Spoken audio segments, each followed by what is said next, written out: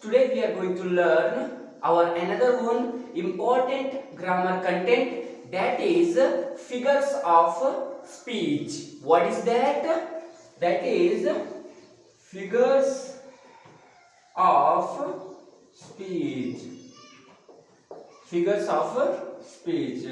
Our another one important grammar content, that is figures of speech.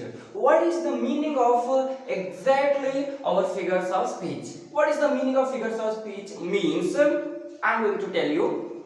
A figure of speech is a way of expressing an ordinary thing into extraordinary manner. I hope you are understanding what is the meaning.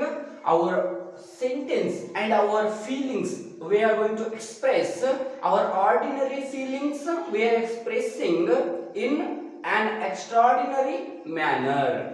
This is the small definition about our figures of speech. We just explaining we just expressing our thoughts, ordinary thoughts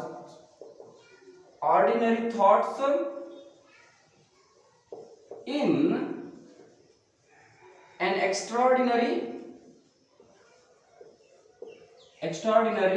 manner. We just explaining in our figures of speech. We just going to explain just ordinary thing, ordinary matter, ordinary speech into an extraordinary manner, extraordinary way. This is the small definition about our figures of speech. My dear friends, now we have in our English language, we have totally 12 kinds of figures of speech. Those are, first one is simile. First one is simile. Second one is metaphor. Second one is metaphor. Third one is personification.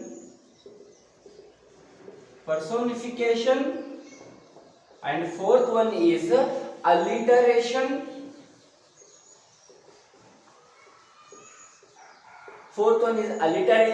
And fifth one is senec. What is that? Senec. Next one is our sixth one is pun. Seventh one is most important figures of speech, that is irony. What is that?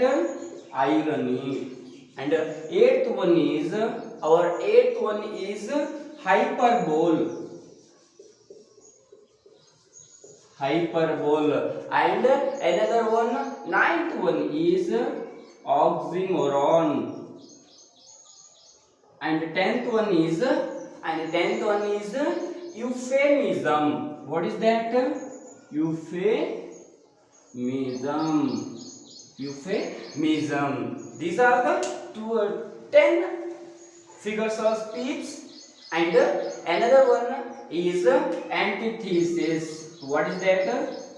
Antithesis. These are the 11 figures of speech. And another one, most important, and the 12th one figures of speech, it is metonymy. What is that? Metonymy. And these are the 12 most important figures of speech in our English language. Simile, metaphor, personification, alliteration, senec, pun, irony, hyperbole, oxymoron, euphemism, antithesis, and the last one is metonymy. These are the 12 figures of speech. Let's start our study with the first figure of speech, that is simile. Simile means nothing but simile express only likeness. What is that? Likeness. Simile express likeness and as.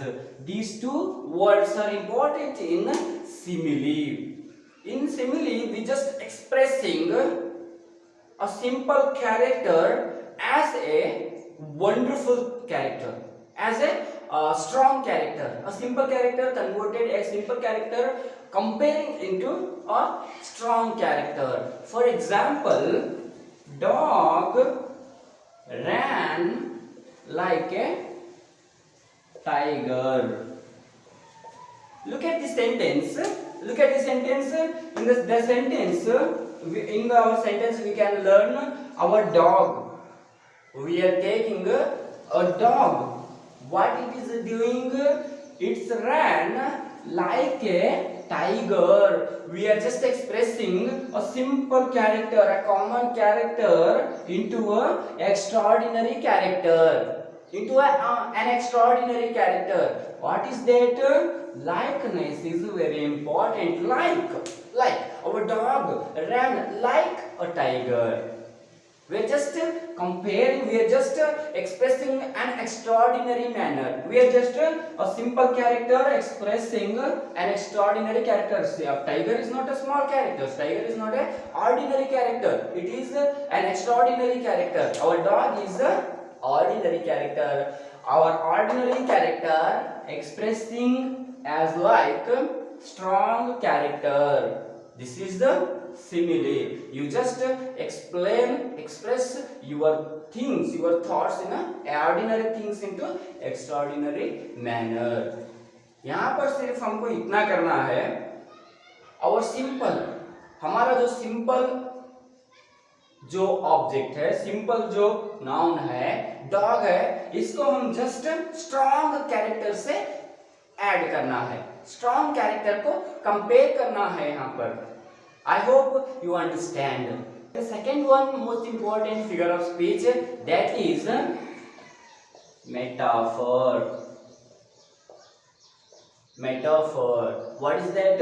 Metaphor. Second one is metaphor. Metaphor means what? Metaphor is an implied or suggested simile. Suggested simile. We are just explaining two things into a single line. A single line. For example, the camel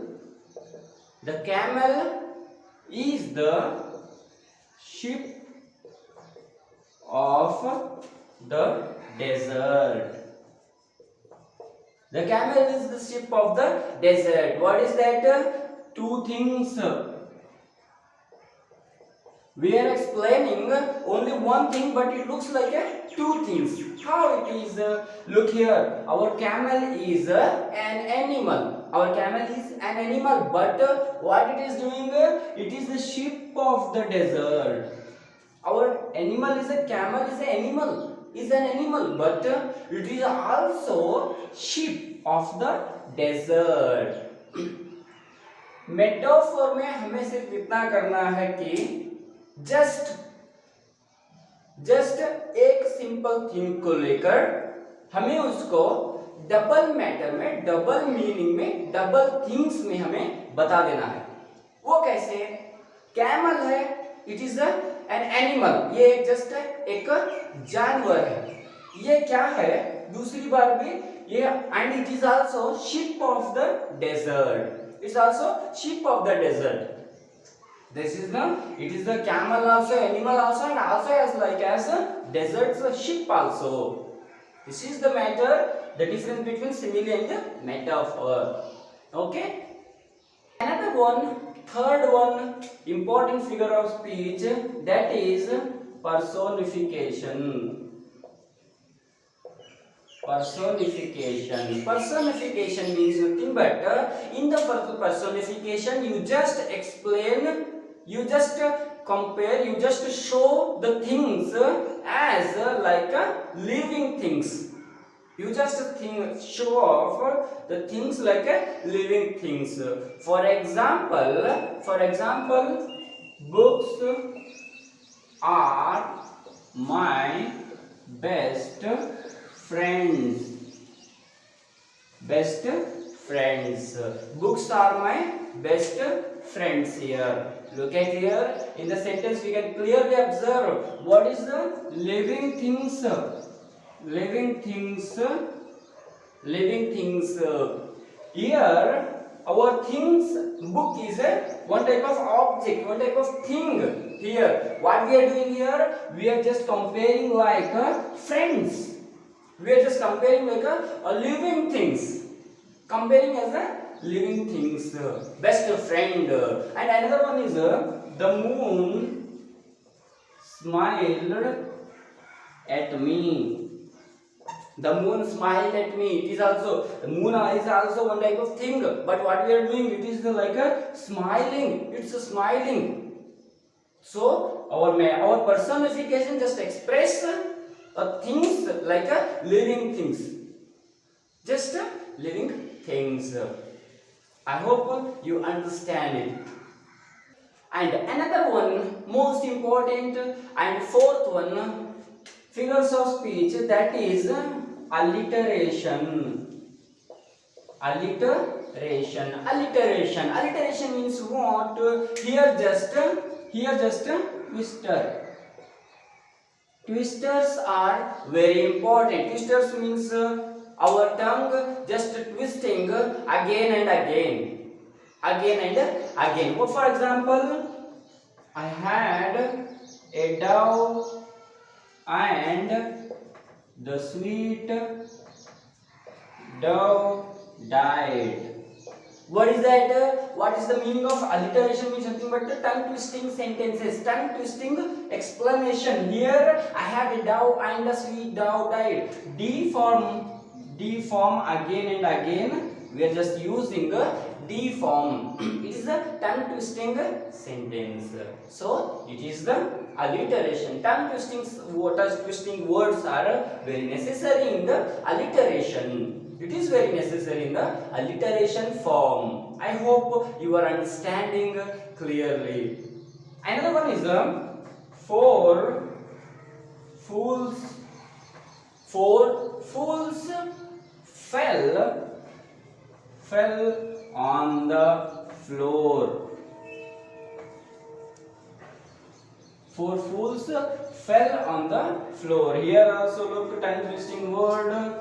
Again and again, F. We are using again and again F word. So that's why here also four fools fell on the floor. I had a dove and a sweet dove died. The blue bright bird died. Again and again, which word is again and again repeating in the sentence? That's why we can call easily tongue twisters or alliteration forms of the speech. And the fifth one is senec. What is that? Senec. This is the important figure of speech. It means senec means okay. Senec means nothing but a part. Doki means nothing but a whole. What is the meaning of senec? Senec means nothing but a part, one type of a part or a group. And here doki means nothing but a whole. It means everybody. Okay. For example, in senecdoche you just explain. In senecdoche you just express your feelings in a group. For example, Dhoni won the match. Dhoni won the match. You can express the same as like you can express here India won the match, or as well as Dhoni won the match. You can take India won the match or Virat Kohli won the match. The captains and also the team of the India. You can take whatever. For example, I had many mouths